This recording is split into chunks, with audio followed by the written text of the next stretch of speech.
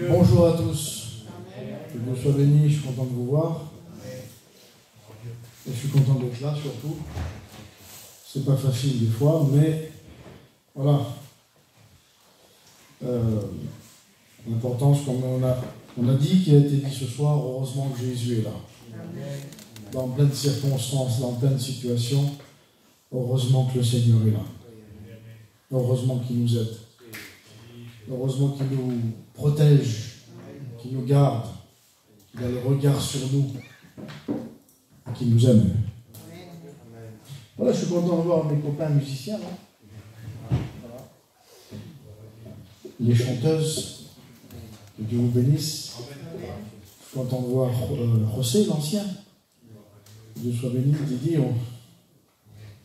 Didio. J'arrive à le dire. Juan Antonio. Et Juan.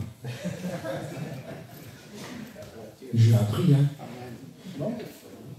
En 15 ans, j'ai retenu 3 noms. C'est bon ? Bon, voilà. Merci Seigneur. Alléluia. Merci à Jésus-Christ. Alors j'ai des choses à vous dire. J'ai expérimenté des choses, comme tout chrétien, les choses du ciel bien sûr. Hein. On apprend toujours de Dieu. Et puis heureusement qu'on apprend toujours de lui. La vie chrétienne n'est pas une vie monotone, une vie d'habitude. Non, la vie chrétienne, elle est comme les bontés de Dieu, elle se renouvelle chaque matin. Alors merci Seigneur. Moi j'ai besoin qu'on prie pour moi. Hein. J'ai besoin qu'on prie pour moi. Alors je voudrais demander à un frère de le faire. Juan Antonio va le faire. Amen. Merci Seigneur. Seigneur Jésus, mon âme te loue et t'adore. Merci Jésus. Seigneur Jésus, merci Jésus encore une fois. Jésus. Pouvoir être à l'écoute de ta parole, Jésus. Seigneur Jésus, à combien on a besoin, Seigneur Jésus, pour ma part, j'ai besoin, Seigneur Jésus. Merci Seigneur. Tu viens de parler à ma vie, Jésus. Amen. Seigneur Jésus, on a besoin que de ta parole, Jésus. Alors s'il te plaît, Jésus, qualifie Franck, Jésus, qu'il puisse, Seigneur Jésus, avoir les mots à propos, Jésus. Amen. Seigneur Jésus, dirige toutes choses pour ta gloire, Jésus. Dispose les cœurs, Jésus. Amen. Merci Jésus. Amen. Voilà, gloire au Seigneur. Je voudrais commencer comme ça. Je vois qu'il y a beaucoup de chrétiens qui sont là, qui appartiennent au Seigneur. Je voudrais juste te dire une chose, ici. Ce que tu es en train, dans ce que tu es en train de vivre, quelle que soit la situation que tu es en train de vivre, dans ce que tu es en train peut-être de subir des fois, je voudrais te dire que le Seigneur est avec toi. Amen. Et que dans ce que tu es en train de vivre, le Seigneur ne te délaissera pas, ne t'abandonnera pas, il est réellement avec toi. Amen. On a chacun nos misères de la vie, on a chacun nos problèmes de la vie. Si on parlerait, si on laisserait la parole à chacun, on aurait jusqu'à demain matin, et peut-être voir plus, pour expliquer nos misères du quotidien de la vie. Hein.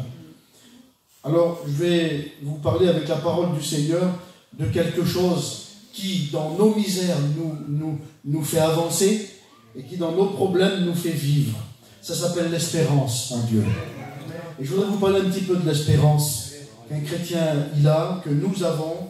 Je ne sais pas, Didier, excuse-moi si c'est évangélisation ou quoi, je ne sais pas. Mais je me laisse diriger par le Seigneur. Je remercie Didier de m'avoir appelé. Il y a quelques temps de ça, j'ai dit Didier, oublie-moi. C'est ça que je t'ai dit. Hein? J'ai dit oublie-moi. Alors il n'a pas trop compris pourquoi. Voilà, et je vais vous l'expliquer pourquoi. Hein? Parce que Dieu connaît tout et Dieu sait tout, vous comprenez. Et puis moi, je suis quelqu'un de naturel. Pardonnez-moi mon langage franc, mais j'ai rien à vous cacher, moi. Et puis je préfère vous dire la vérité que de tourner autour du pot pendant 3 heures. Je suis resté quelque temps, un petit peu de côté. Pas dans ma vie chrétienne, vous comprenez, toujours avec le Seigneur. Hein. Alors c'était difficile pour moi parce que j'ai vécu une situation chez moi. Ma petite, elle s'est quittée avec son mari et c'était compliqué. La situation était tellement compliquée que j'ai tout pris sur moi avec ma compagne. Il y avait tout un tas de choses qui faisaient que ça nous mettait dans une mauvaise position. On recevait des menaces des gens, c'était vraiment c'était compliqué. Pas des menaces de mort, on l'a bien compris, hein, mais beaucoup de paroles et beaucoup de mots qui sont dits. Et puis voilà, donc ça m'a mis, moi, très très mal à l'aise. Et la première chose qu'on fait dans des situations comme ça, eh bien, le Seigneur nous a appris des choses. Hein. C'est que quand on te frappe sous la joue droite, tu dois tendre l'autre joue. Eh bien, alors ça, on n'en est pas arrivé jusque-là, vous comprenez? Mais quand le Seigneur, on l'a cloué à la croix du Calvaire, et quand on l'a frappé, quand on l'a injurié, il n'a rien dit. Et c'est un exemple extraordinaire pour nous, de ne rien dire. Même si vous avez les 1000 raisons du monde, vous comprenez? Les 1000 raisons du monde. Le Seigneur nous a dit de rien dire, alors ben c'est ce qu'on a fait. On n'a rien dit. Et on a laissé faire le Seigneur. Au bout d'un temps, le Seigneur a arrangé les choses. Ça s'est arrangé, les petits sont repris. Et puis, il y a eu une étape. Il y a eu autre chose. Je ne pense pas que Dieu nous fasse passer par des aléas de la vie, des problèmes de la vie, pour que nous puissions en rester là, et puis c'est bâclé, c'est fini. Non, Dieu parfois nous donne des leçons à comprendre des choses que nous n'avons pas compris, que nous ne comprenons pas tout de suite. C'est ce que disait Jésus à Pierre. Pierre, ce que tu ne comprends pas tout de suite, là maintenant, ce que tu vois de tes yeux, ce que tu entends de tes oreilles, tu ne le comprends pas tout de suite, tu le comprendras plus tard.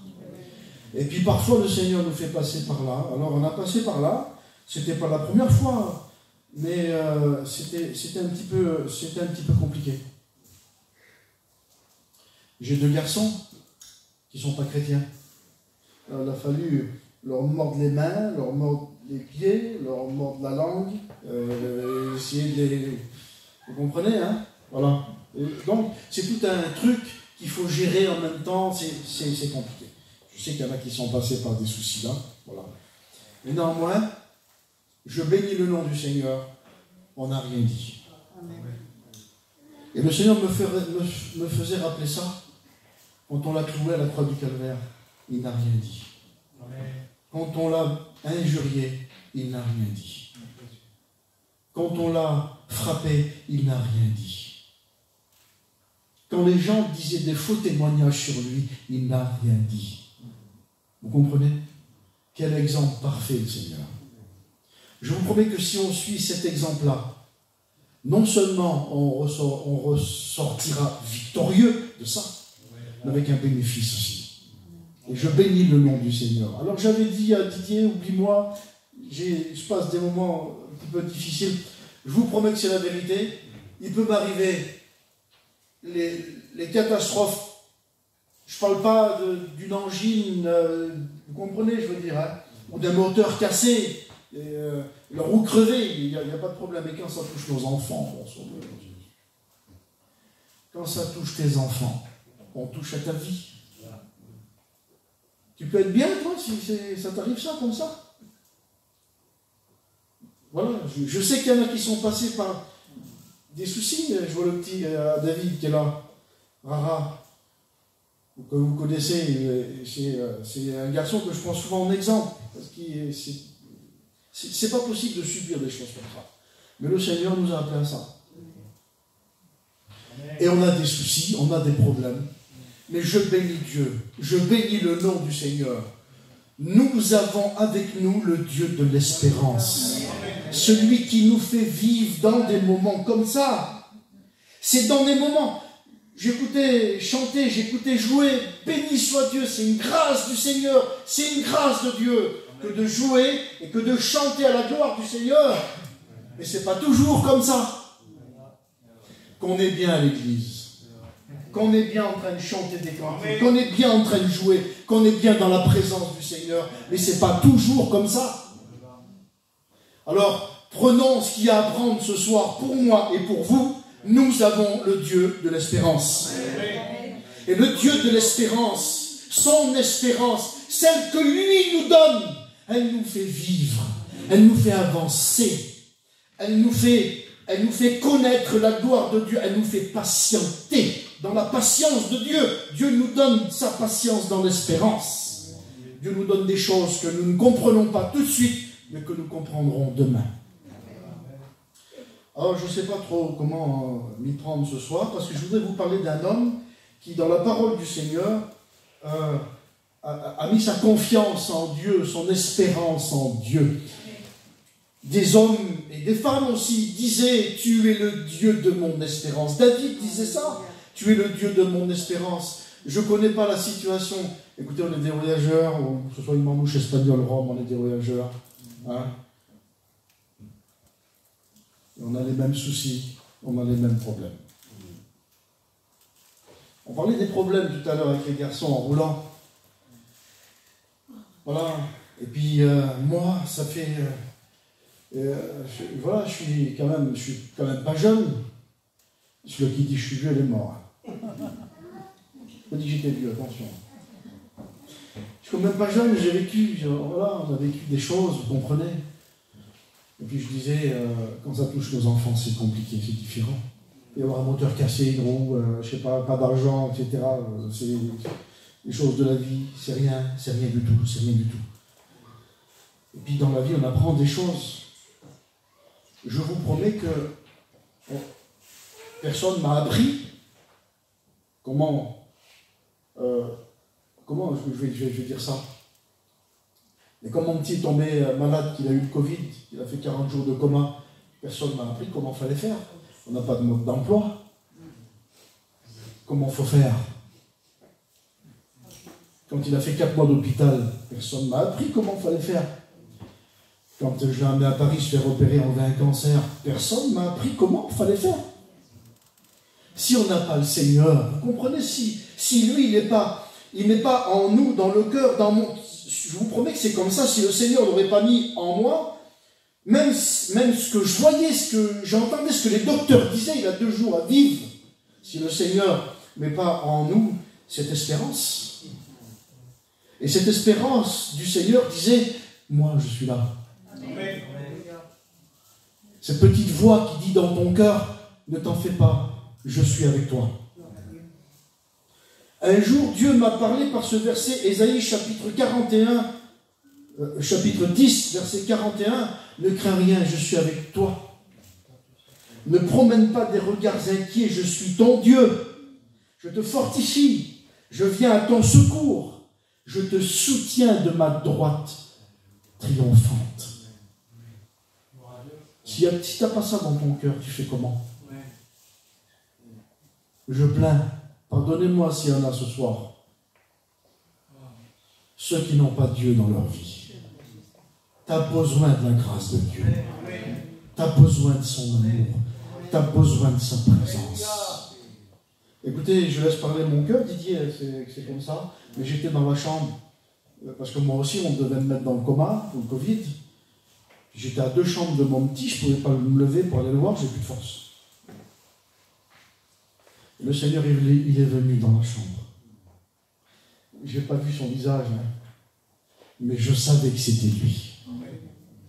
Et quand le Seigneur était là, dans la chambre, je vous promets que beaucoup de choses ont changé. Tu crois de parler à Dieu comme ça, toi? Alors tu peux lui parler dans une réunion ce soir, prier à haute voix, il n'y a pas de problème. Mais je te promets que devant lui, tu ne diras jamais un mot. Aucun mot sortira de ta bouche. Tu auras la bouche muette devant lui. Rien, absolument rien à dire. J'avais rien à dire. Et vous savez, quand il est venu dans la chambre, le Seigneur, c'est des choses, voilà, avec Dieu, c'est des choses qu'on ressent. Merci Seigneur pour la prédication, merci Seigneur pour le langage, pour les chants, les témoignages, il n'y a pas de problème. Mais avec Dieu, c'est un langage qui n'a pas besoin de mots. C'est un langage de cœur. Et quand il est venu dans la chambre, il ne m'a pas parlé. Je n'ai pas pu lui parler. Mais par contre, si vous sauriez ce que j'ai ressenti. Amen. Jamais j'avais ressenti ça. Je vous promets une chose. Jamais le Seigneur a fait ça sur moi. Vous voyez, montrer du doigt. Le texte dit, je ne suis pas venu pour juger. Je suis venu pour aimer. Mais il a fait ça sur moi. Vous comprenez? Ça, c'est le langage du ciel. C'est le langage que je voudrais que tu comprennes pour toi ce soir. C'est qu'il a quelque chose à te donner. Il a quelque chose qui te manque dans ta vie peut-être, ou qui a diminué. C'est l'espérance. Et je voudrais que, en vous parlant de cet homme, de la parole du Seigneur, il est important. Écoutez, dans le siècle qu'on vit aujourd'hui, vous allez comprendre ce que je veux dire. Il en parle, le prophète Michée, et aussi le prophète Joël aussi en parle. Vous avez vu que le monde est lourd, pénible à vivre, difficile à vivre. Les gens deviennent de plus en plus mauvais, de plus en plus méchants, aigris, avec de la haine, avec tous les vices qu'on peut imaginer. Le monde est comme ça aujourd'hui, il vit comme ça dans ce... Et voilà, et vous et moi, on est où? On n'est pas sur une autre planète, on vit sur la même planète, vous comprenez, où le diable règne en maître.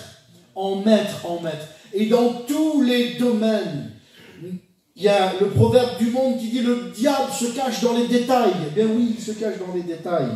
Et si on ne fait pas attention, ça deviendra compliqué. Et donc je disais, le monde devient lourd sur nous. Et c'est ce qu'a vécu le prophète Michée. Et je voudrais vous le lire parce que c'est tellement important. Il a, si vous voulez, il a décrit, il a dépeint 2000, si je ne me trompe pas, à peu près dans les 2800 ans depuis notre ère jusqu'au prophète Michée, à peu près 2700-2800 ans, que lui, il a dépeint ce qui se passe aujourd'hui. Avec le prophète Joël. Si vous lisez aussi le prophète Joël, il en parle aussi. Et je vous lis ceci. Le prophète Michée, chapitre 7. Malheur à moi. Je voudrais vous dire que c'est un homme de Dieu qui dit ça. C'est un homme spirituel. C'est un chrétien.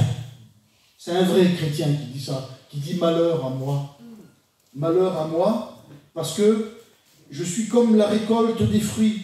Comme au moment de la récolte. Comme au crapillage après la vendange. Il n'y a point de grappe à manger. Écoutez bien ce qu'il dit. Il dépeint le monde dans lequel on vit aujourd'hui. Il n'y a point de grappe à manger. Il n'y a point de primeur que mon âme désire. Et il parle de l'homme. Il dit l'homme de bien a disparu du pays. Écoutez bien. Il n'y a plus de juste parmi les hommes. Ils sont tous en embuscade pour verser le sang. Chacun tend un piège à son frère. Vous voyez, ce n'est pas le monde chrétien ici. Un chrétien, ça ne tend pas un piège à son frère. Non, un chrétien, ça aide son frère. Vraiment, il dépeint le monde inconverti. Un monde de misère, de débauche, d'égoïsme, sans compter tout le reste. Leurs mains, ils sont habiles à faire le mal.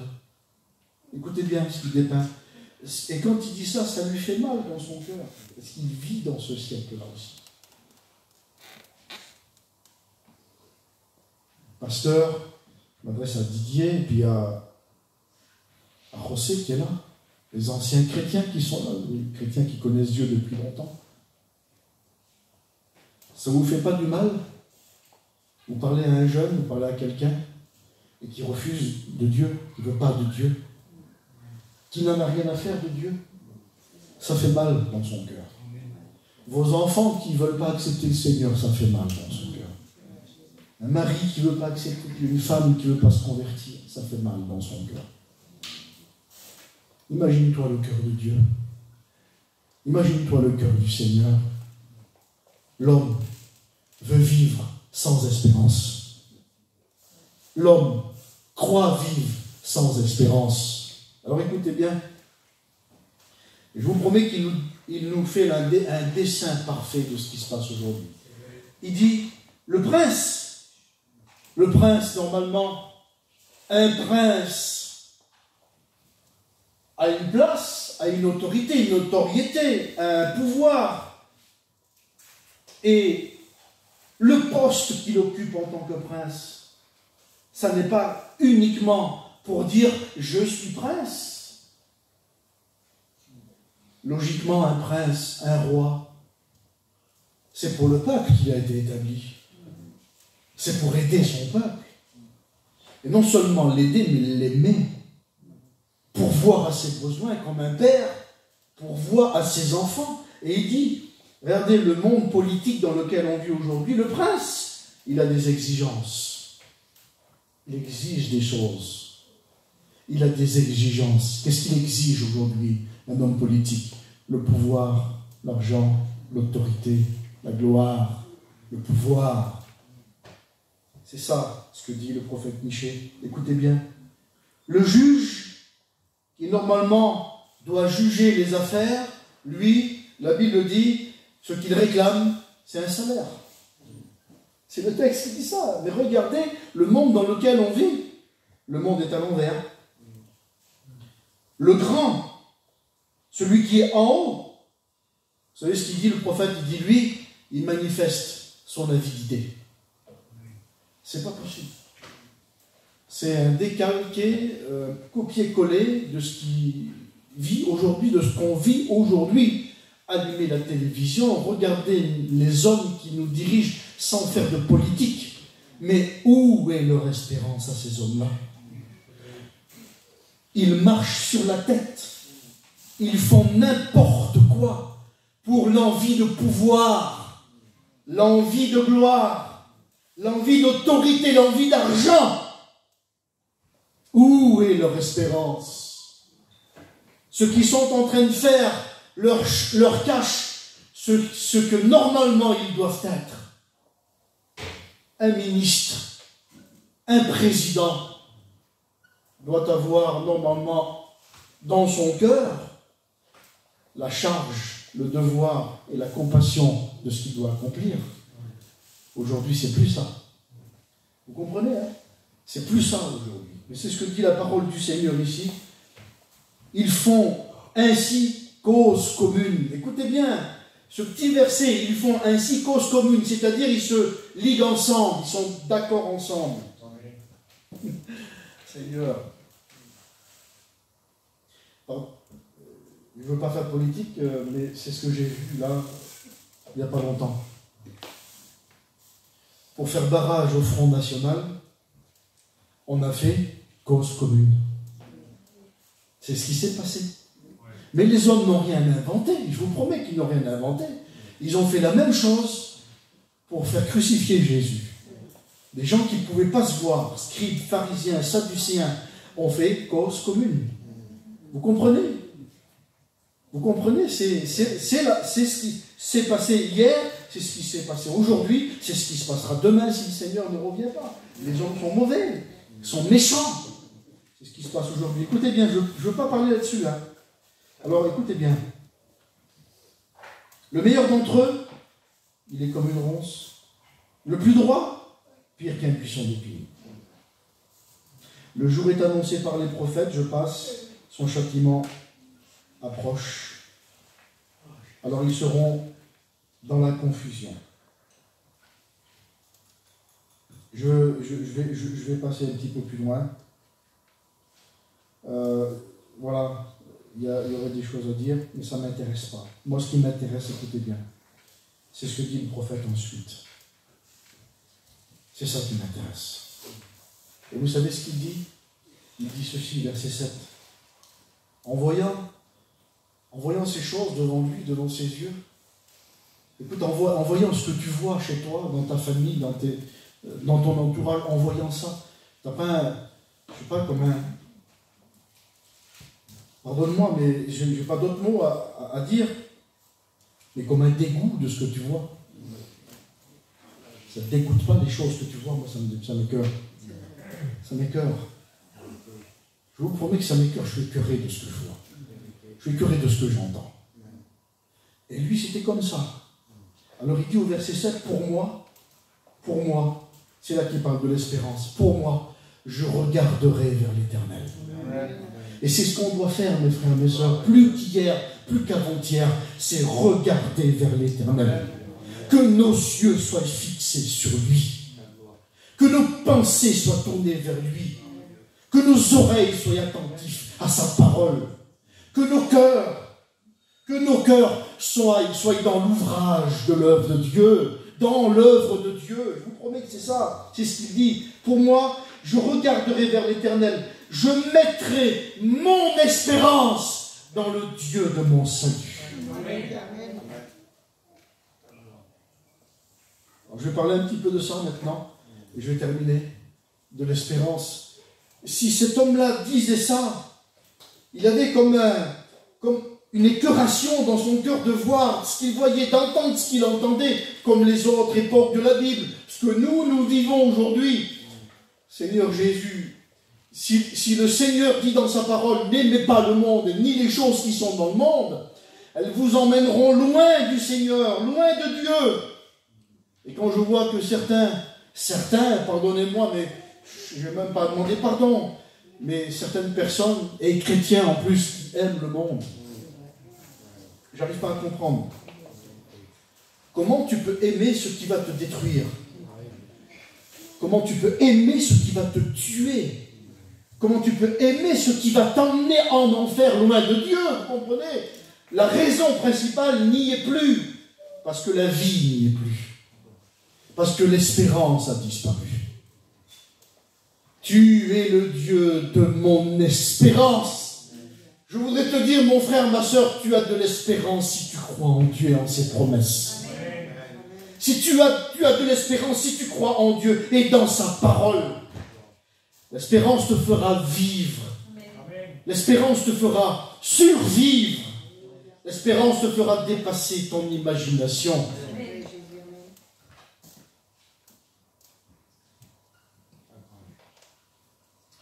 Vous savez ce que c'est? Le Seigneur m'a donné une image un jour. Vous savez ce que c'est l'espérance? La Bible, elle en parle. La foi vient de ce que l'on entend vient de la parole de Dieu. Nous savons ces choses-là. Et le Seigneur m'avait donné ça. Il m'avait donné ça. Il m'a dit l'espérance. L'espérance, elle nous fait voir aujourd'hui. Écoutez bien. Elle nous fait voir aujourd'hui ce que nous posséderons demain. Amen. C'est ça l'espérance. Mais comment tu peux dire je ne l'ai pas? Mais non, c'est normal que tu ne l'as pas encore. Parce qu'il faut le temps de Dieu. Il faut le temps que ça s'accomplisse. Amen. Eh bien, le Seigneur m'avait fait voir que c'est comme les plans d'un architecte. Tu as acheté un terrain, on va dire comme ça, et puis tu as un projet de construire une maison dessus. La maison n'existe pas sur le terrain. Tu vas donner ton plan, ton dessin à l'architecte qui, lui, va construire une maison sur le papier. Et la maison, une fois qu'elle est terminée sur le papier, tu peux aller voir 1000 fois sur le terrain, elle n'existe pas. Mais elle existe sur le papier. Eh bien, l'espérance, c'est ça. Ta maison, regarde-la comme elle est belle. Parce que c'est celle-là que tu dois avoir. C'est ça l'espérance en Dieu. C'est ça l'espérance dans le Seigneur. Alors je prends l'image d'une maison, ça peut être autre chose, vous comprenez? Des promesses que Dieu t'a données, que Dieu t'a faites. Regarde, tu les as, elles sont à toi. Et tu fais voir demain ce que tu posséderas. Ce que tu n'as pas encore aujourd'hui, tu le posséderas demain. Mais ne perds pas l'espérance.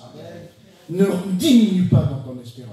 Ce qu'il t'a dit, il l'accomplit. Ce qu'il t'a promis, il te l'accordera. C'est ça l'espérance en Dieu. Et dans tout ce problème qu'on a passé avec ma compagne, eh bien, on a essayé, c'était pas facile, de garder l'espérance dans le Seigneur. Je sais que je ne peux pas faire moi, Seigneur, mais toi fais, c'est toi qui fais. Je sais que tu feras ce que je ne suis pas capable de faire, mais je garde en toi mon espérance. Le diable essaye de nous tchorav, de nous voler notre espérance. T'as vu, tu n'y arriveras pas, me disait Lorenzo tout à l'heure. Tu es loin un petit peu du Seigneur, et il te fait isoler dans un coin, en disant, tu n'y arriveras pas, regarde dans l'état que t'es. Tu n'y arriveras pas. Ben oui, normal, il a raison de dire que tu n'y arriveras pas. Il a raison, il n'a pas tort. Tu n'y arriveras pas. Ben oui, Seigneur. Mais moi, je crois en Dieu. Amen. Et moi, si j'y arriverai pas, tout seul, c'est vrai que j'y arriverai pas. Mais j'ai Jésus avec moi. Amen. Et Jésus, c'est mon espérance. Amen. C'est lui qui me gardera. Dans la misère, il me gardera.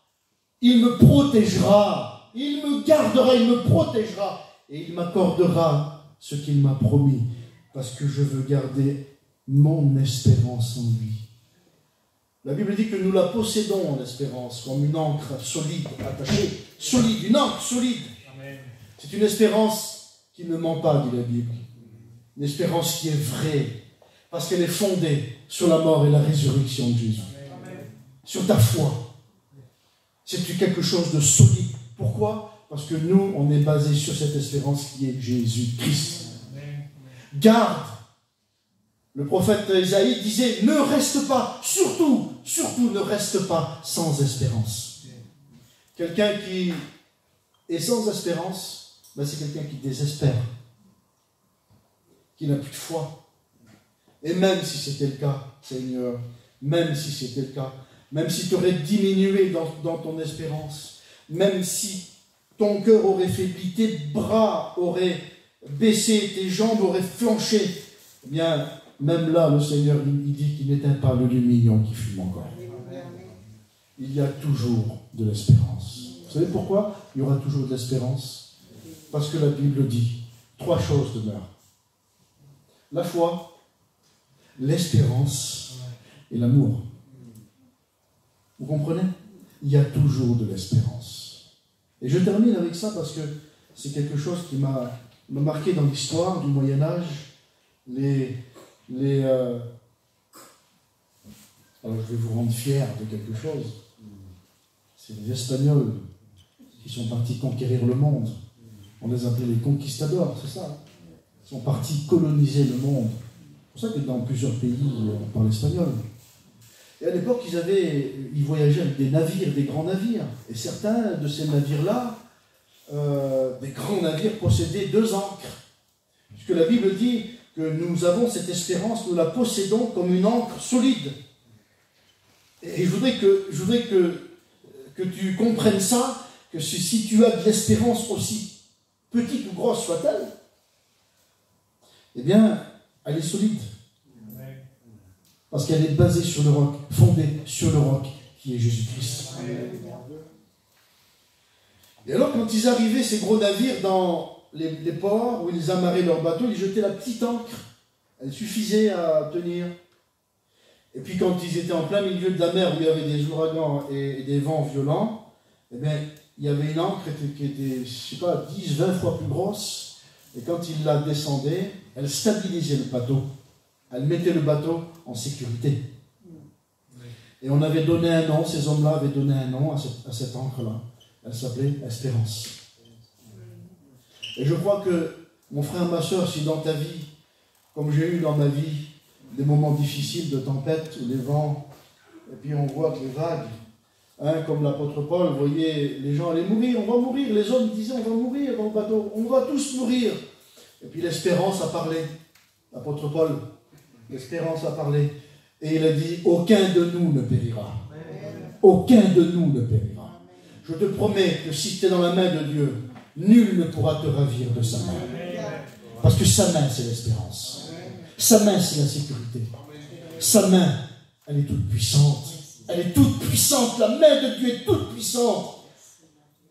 Je suis qu'un homme comme vous. J'ai des moments de doute, de faiblesse. On baisse les bras. Je vous promets que c'est la vérité. Quand j'ai vu des situations comme ça qui me sont arrivées, comme à vous, je sais, c'est compliqué de garder. Voilà, écoutez, le Seigneur connaît toutes choses. Il n'est pas question de désobéir à Dieu, mais bien au contraire, de mettre en lui son espérance. Mets en lui ton espérance. Mets en lui toute ta confiance, dit le cantique. Mets en lui ton espérance et toute ta confiance. Ta vie est dans ses mains.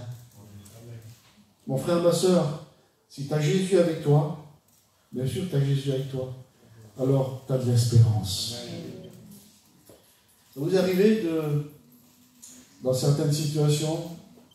Alors je vous l'ai dit tout à l'heure, on ne peut pas tout comprendre, parce qu'on ne nous a pas appris à faire face à certains problèmes, on ne nous a pas donné le mode d'emploi pour ça. Et néanmoins, on est obligé de subir ça.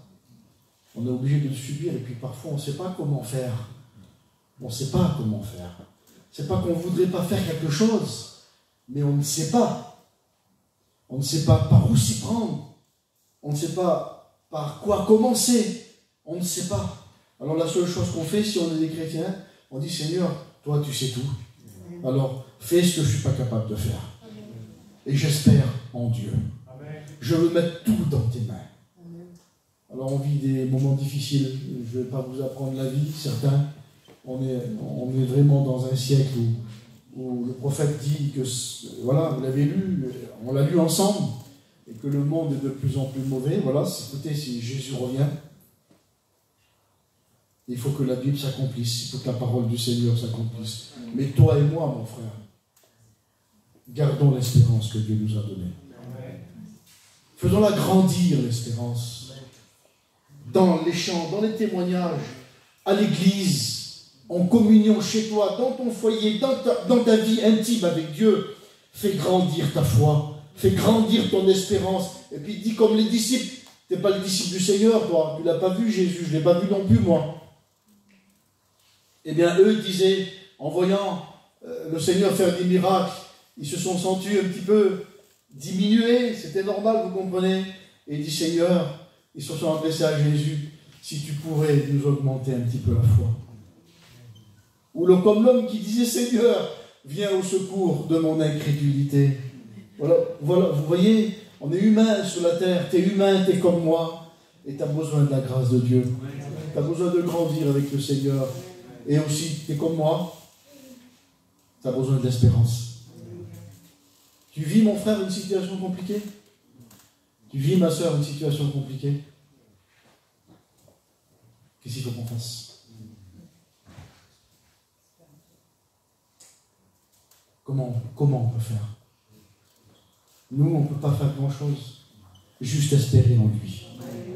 Je te promets que si tu espères en lui, le miracle arrive. La guérison arrive. La solution arrive.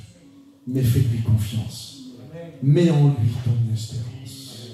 Alors, écoutez bien, je vais terminer. Je voudrais que ceux qui sont comme moi, je vous promets que je ne me compte pas ni parmi les forts, ni parmi les supérieurs et les super spirituels. Pas du tout. J'ai besoin d'espérer en Dieu. Plus que hier. J'ai calculé, ça fait à peu près 45 ans que j'appartiens au Seigneur. C'est pas d'hier non plus. Pas d'hier. J'ai donné ma vie au Seigneur tout jeune, j'avais 12 ans. J'ai donné ma vie au Seigneur. Eh bien, je vous promets que j'ai besoin plus qu'hier, plus que quand je l'ai rencontré, qui me garde dans son espérance. Et je vous promets que j'ai besoin d'espérance. Alors, je voudrais qu'on prie le Seigneur, et puis ceux qui sont comme moi, qui voudraient peut-être demander à Dieu, Seigneur, je suis faible dans ma foi, je voudrais que tu me donnes de l'espérance, parce que je sais que ton espérance, elle me fera vivre, elle me fera avancer, elle me fera espérer en toi, elle me fera voir la gloire de Dieu que je ne vois pas, elle me fera comprendre des choses que je comprends pas. Je veux voir ce que je vois sur le papier que je vais posséder demain. C'est ça, je veux garder ça, Seigneur. Je sais que demain, tu me donneras. Peut-être ce soir pour certains, je ne sais pas. Et si tu es comme moi, je voudrais qu'on prie le Seigneur ensemble. Et peut-être, si tu veux te lever à ta place et demander, Seigneur, accorde-moi de l'espérance encore. Je crois en toi. Je crois en tes promesses. Je crois en ta parole. Je crois que tu vas me donner ce que je n'ai pas encore reçu maintenant. Tu me le donneras. J'en suis convaincu. Mais viens.